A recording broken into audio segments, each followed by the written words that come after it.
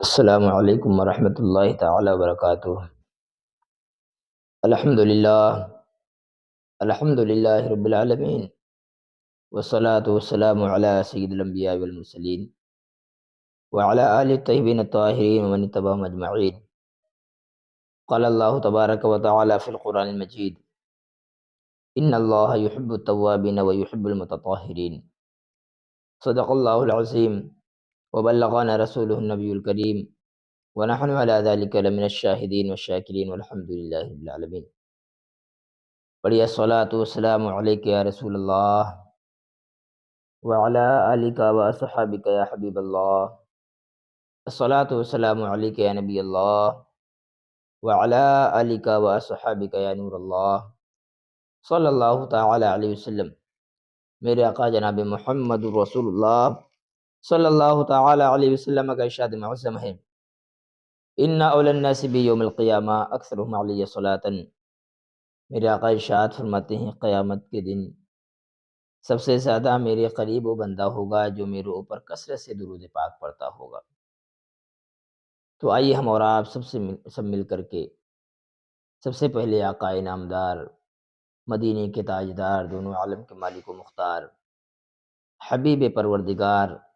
ارواحنا فدا جناب محمد رسول اللہ صلی اللہ تعالی علیہ وسلم کی بارگاہ میں ہدیتاً تحفتاً مل کر کے درود و سلام کا نذرانہ پیش کریں۔ پڑھیے باوال عز بلند: اللہم صلی علی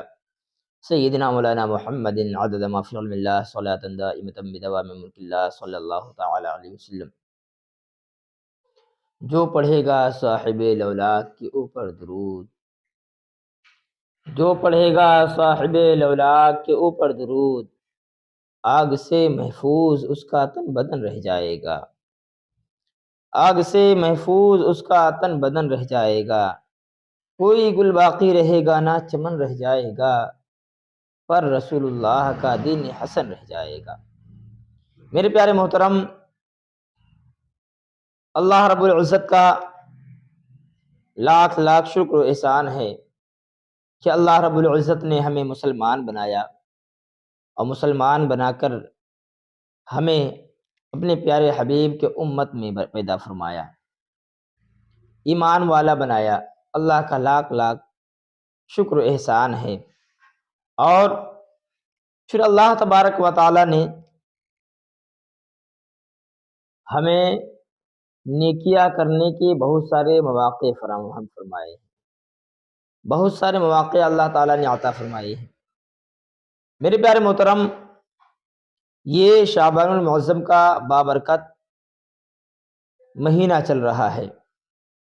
آج شعبان المعظم کی 13ویں تاریخ ہے، کل 14ویں تاریخ ہو جائے گی، اور کل کی رات جو آنے والی ہے وہ 15 شعبان المعظم کی بابرکت رات ہے، جسے ہم شب برات کہتے ہیں۔ یہ شب برات نہایت عظمت والی رات ہے، نہایت برکت والی رات ہے۔ اس رات میں اللہ رب العزت کا دریائے کرم جوش پہ ہوتا ہے۔ اس رات میں اللہ رب العزت گناہ گاروں کی بخشش فرماتا ہے۔ اس رات میں اللہ رب العزت کی طرف سے رحمت و نور کی موسلا دھار بارش ہوتی ہے۔ یوں تو ہر رات کے آخر حصے میں اللہ رب العزت کی طرف سے صدائے رحمت بلند ہوتی ہے کہ ہے کوئی مانگنے والا جس کو عطا کیا جائے، ہے کوئی بخشش کا طلبگار جس کی بخشش کر دی جائے، ہے کوئی گناہوں سے معافی مانگنے والا جس کے گناہوں کو معاف کر دیا جائے، ہے کوئی رزق مانگنے والا جس کو رزق عطا کر دیا جائے، ہے کوئی اولاد کی دولت مانگنے والا جس کو اولاد کی دولت سے نوازا جائے۔ ہر رات کے اخیر حصے میں اللہ رب العزت کی طرف سے یہ صدائے رحمت بلند ہوتی ہے: حل من مستغفر یستغفر لہ، ہے کوئی بخشش کا طلبگار جس کی بخشش کی جائے۔ جب ہر رات کے اخیر میں یہ صدائے رحمت اللہ رب العزت کی طرف سے بلند ہوتی ہے تو نیک لوگ آ جاتے ہیں، اللہ کی عبادت کر لیتے ہیں، اللہ کی رحمت کے موسلا دھار بارش میں نہاتے ہیں، اللہ رب العزت کی رحمت کے وہ مستحق بن جاتے ہیں۔ لیکن گنہگار تو سوئے ہوئے ہوتے ہیں، گنہگار آ نہیں سکتے، تو اللہ رب العزت نے سال میں کچھ ایسی رات بنائی ہے، کچھ ایسی رات اللہ تبارک و تعالیٰ نے رکھی ہے کہ جس رات میں، رات کے اخیر حصے میں اللہ رب العزت کی طرف سے صدائے رحمت بلند نہیں ہوتی ہے کہ حل من مستغفر یستغفر لہ، ہے کوئی بخشش کا طلبگار جس کو بخش دیا جائے، ہے کوئی رزق کا طلبگار جس کو رزق عطا کر دیا جائے، ہے کوئی اولاد کی دولت مانگنے والا جس کو اولاد سے نوازا جائے، ہے کوئی بیماری سے شفا مانگنے والا جس کو شفا عطا کر دیا جائے۔ یہ رات کے اخیر حصے میں یہ صدا نہیں آتی ہے، بلکہ یہاں تک کہ شعبان المعظم کی جب 15ویں رات آتی ہے اور ادھر سورج غروب ہوتا ہے، ادھر اللہ رب العزت کی طرف سے سرے شام ہی سے یہ صدائے رحمت بلند ہونے لگتی ہے، حل من مستغفر یستغفر لہ، ہے کوئی بخشش مانگنے والا جس کی بخشش کر دی جائے، ہے کوئی گناہوں سے نجات مانگنے والا جس کو نجات عطا کر دیا جائے، ہے کوئی اپنی روزی کا طلبگار جس کو روزی عطا کی جائے، ہے کوئی اپنی بیماری سے شفا مانگنے والا کہ اس کو بیماری سے شفا عطا کر دیا جائے۔ یہ 15ویں شعبان یعنی شب برات میں سرے شام ہی سے اللہ رب العزت کی طرف سے صدائے رحمت آنے لگتی ہے۔ اب نیکوکار بھی ہیں، گنہگار بھی ہیں، ہر کسی کے طرف اللہ رب العزت کی رحمت متوجہ ہوتی ہے، اور یہاں تک کہ حدیث پاک میں آیا ہے کتنی بڑی برکت والی یہ رات ہے، اتنی فضیلت والی یہ رات ہے، وہ اللہ رب العزت کا کرم کس قدر جوش پہ ہوتا ہے، اللہ رب العزت کس قدر کرم فرماتا ہے، کس طرح بخشش و نجات اس رات میں عطا فرماتا ہے کہ میرے آقا صلی اللہ تعالی علیہ وسلم کی حدیث پاک ہے، حضرت عائشہ صدیقہ رضی اللہ تعالی عنہا روایت فرماتی ہیں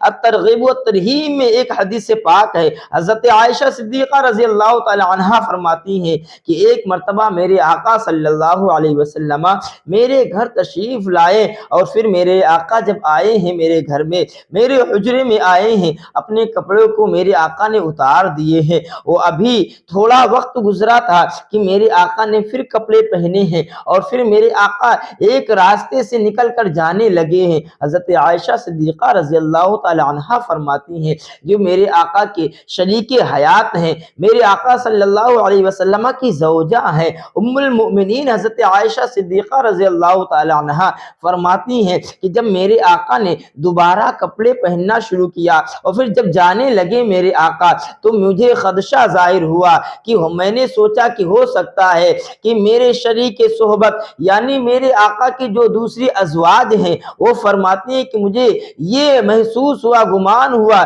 کہ ہو سکتا ہے میرے آقا دوسری کسی اپنی بیوی کے پاس جا رہے ہیں۔ وہ فرماتی ہیں کہ جب میرے آقا آگے آگے نکلے، میں پیچھے سے نکلی کہ میں دیکھوں وہاں میرے آقا کہاں جا رہے ہیں، تو فرماتی ہیں میں نے کیا دیکھا کہ وہ میرے آقا صلی اللہ علیہ وسلم وہ مدینہ منورہ کا مقدس قبرستان جس کو جنت البقیع کہا جاتا ہے، جہاں شہداء، جہاں تمام صحابہ آرام فرما رہے ہیں، وہ جنت البقیع فرماتی ہیں حضرت عائشہ صدیقہ کہ میں نے دیکھا کہ میرے آقا صلی اللہ علیہ وسلم جنت البقیع میں ہیں اور اپنی امت کے لیے دعائیں مغفرت فرما رہے ہیں، میری اپنی امت کے لیے دعائیں مغفرت فرما رہے ہیں۔ سبحان اللہ، غور تو کریں میرے پیارے، میرے محترم، غور تو کریں، میری آقا صلی اللہ علیہ وسلم سید الانبیاء تمام کائنات کے مالک و مختار نبی میرے آقا صلی اللہ علیہ وسلم قبرستان جنت البقیع میں گئے ہیں، تمام امت کے لیے دعائیں مغفرت کر رہے ہیں۔ میرے آقا صلی اللہ علیہ وسلم کو جب حضرت عائشہ صدیقہ نے دیکھا ہے جنت البقیع میں اپنی امت کے لیے دعائیں مغفرت کرتے ہوئے، تو واپس آئی ہیں، اور حضرت عائشہ فرماتی ہیں کہ ابھی میں گھر میں آئی تھی، میری سانسیں چل رہی تھی، تب تک کہ میرے آقا صلی اللہ علیہ وسلم آئے ہیں۔ میری حالت کو دیکھ کر کے ارشاد فرمایا ہے، اے عائشہ کیا معاملہ ہے، کیا بات ہے، تمہاری سانسیں کیوں چل رہی ہیں؟ تو حضرت عائشہ صدیقہ رضی اللہ تعالی عنہا فرماتی، عرض کرتی، یا رسول اللہ، ابھی جب آپ گھر میں آئے تھے اور اس کے بعد آپ نے کپڑے اتارے، وہ کپڑے پھر سے آپ نے پہننا شروع کیا، اور پھر جب آپ جانے لگے تو مجھے گمان ہوا کہ آپ کہیں دوسری بیوی کے پاس جا رہے ہیں۔ اب مجھے گمان ہوا کہ آپ کسی دوسری کے پاس جا رہے ہیں، تو میں نے سوچا چلو جا کے دیکھیں۔ تو حضرت عائشہ صدیقہ رضی اللہ تعالی عنہا سے میرے آقا نے ارشاد فرمایا، اے عائشہ کیا تم یہ گمان کرتی ہو کہ اللہ اس کے رسول تم سے ناانصافی کریں گے؟ اے عائشہ سنو سنو، ابھی جبریل آئے تھے اور انہوں نے بتایا ہے کہ اے میرے آقا صلی اللہ علیہ وسلم، یہ شعبان المعظم کی 15ویں رات ہے، یعنی یہ شب برات ہے، اور آج کی رات میں اللہ رب العزت، میرے آقا فرماتے ہیں اے عائشہ آج کی رات میں اللہ رب العزت بنو کلب کی بکریوں کے بالوں کے تعداد کے مطابق گنہگاروں کی مغفرت فرما دیتا ہے، گنہگاروں کو بخش دیتا ہے، گنہگاروں کو اللہ رب العزت جہنم سے نجات عطا فرما دیتا ہے۔ میرے آقا فرماتے ہیں کہ بنو کلب کی بکریوں کے بالوں کے تعداد کے مطابق اللہ میری امت کی مغفرت فرماتا ہے۔ سبحان اللہ! آپ اندازہ تو لگائیں کہ کس قدر اللہ رب العزت لوگوں پہ کرم کی بارش کرتا ہے، کس قدر اللہ رب العزت لوگوں کی مغفرت فرماتا ہے، لوگوں کی بخشش فرماتا ہے۔ سبحان اللہ! پھر میرے آقا فرماتے ہیں اے عائشہ اس رات میں جبکہ اللہ رب العزت کا کرم جوش پہ ہے، جبکہ اللہ تعالیٰ اس قدر لوگوں کی مغفرت فرماتا ہے، لیکن چند قسم کے ایسے لوگ ہیں جن کی طرف اللہ رب العزت نظر رحمت نہیں فرماتا ہے۔ غور تو کریں میرے پیارے، حدیث پاک کا مفہوم ہے، حدیث پاک سے ہمیں معلوم پڑتا ہے کہ کچھ ایسے لوگ ہیں جن کی طرف اللہ رب العزت شب برات میں بھی جبکہ اللہ سب کی مغفرت فرماتا ہے، ایسی رات میں بھی اللہ رب العزت کچھ ایسے لوگ ہیں جن کی طرف نظر رحمت نہیں فرماتا ہے، جن کی مغفرت نہیں فرماتا ہے، جن کی بخشش نہیں فرماتا ہے۔ آپ اندازہ تو لگائیں وہ کتنے بدبخت لوگ ہوں گے جن کی اللہ رب العزت ایسی مقدس رات میں بھی بخشش نہیں فرماتا ہے، جن کی طرف ایسی رات میں بھی نظر رحمت نہیں فرماتا ہے، وہ کتنے بدبخت لوگ ہوں گے۔ میرے آقا فرماتے ہیں ان میں سے ایک قسم کے وہ لوگ ہیں جو لوگ مشرک ہیں، ان کی طرف بھی اللہ نظر رحمت نہیں فرماتا ہے، جو لوگ اللہ کے ساتھ شرک کرتے ہیں ان کی طرف بھی اللہ نظر رحمت نہیں فرماتا ہے۔ اور دوسری میرے آقا نے بات بیان فرماتے ہیں میرے آقا کہ دوسری قسم کے وہ لوگ ہیں جن کی اللہ شب برات میں بھی مغفرت نہیں فرماتا ہے، ان کی طرف نظر رحمت نہیں فرماتا ہے، وہ کینہ پرور ہیں، جو ایک دوسرے سے کینہ رکھتے ہیں، اللہ ان کی طرف نظر رحمت نہیں فرماتا ہے۔ اے میرے پیارے محترم، ذرا اندازہ تو لگائیں کہ کینہ پرور کی کتنی بڑی سزا ہے۔ اللہ کینہ رکھنے والوں کی مغفرت شب برات میں بھی نہیں فرماتا ہے، اور اندازہ لگائیں جب سب کی مغفرت فرما رہا ہوتا ہے اس رات میں بھی ایسے شخص کی مغفرت نہ فرمائے، وہ کتنا بڑا بدبخت ہوگا۔ تو میرے پیارے، ہم اپنے اندر جھانک کے دیکھیں کہ کہیں ہمارے اندر یہ برائی تو نہیں ہے، کہ ہمارے اندر کسی کا کینہ تو نہیں ہے، ہم کسی سے بغض تو نہیں رکھتے ہیں، ہم کسی سے دشمنی تو نہیں رکھتے ہیں، ہم کسی کا کینہ اپنے دل میں تو نہیں رکھتے ہیں۔ اگر رکھتے ہیں تو شب برات آنے والی ہے، کل ہی آنے والی ہے، آنے سے پہلے ہم توبہ کر لیں، اور اگر ہمارے معاملات اس کے ساتھ خراب ہوں تو اس سے معافی مانگ لیں، اس کے دل کو، اگر ہم نے کسی کے دل کو دکھایا ہے اس سے معافی مانگ لے، تاکہ شب برات آنے سے پہلے پہلے جب ہم معافی مانگ لیں گے، پھر جب شب برات آئے گی، پھر اللہ رب العزت کی نظر رحمت ہمارے طرف بھی آئے گی، ہم بھی اللہ رب العزت کی مغفرت کا مستحق ہوں گے۔ اللہ رب العزت جب سب کی بخشش فرما رہا ہوگا، اس میں ہمارا بھی انشاءاللہ العزیز نام آئے گا۔ تو اے میرے پیارے محترم، میری گزارش ہے کہ جو بھی کسی کے طرف سے اپنے دل میں کینہ رکھتا ہے، وہ اپنے دل کو صاف کرے، اپنے دل سے کینے کو نکالے۔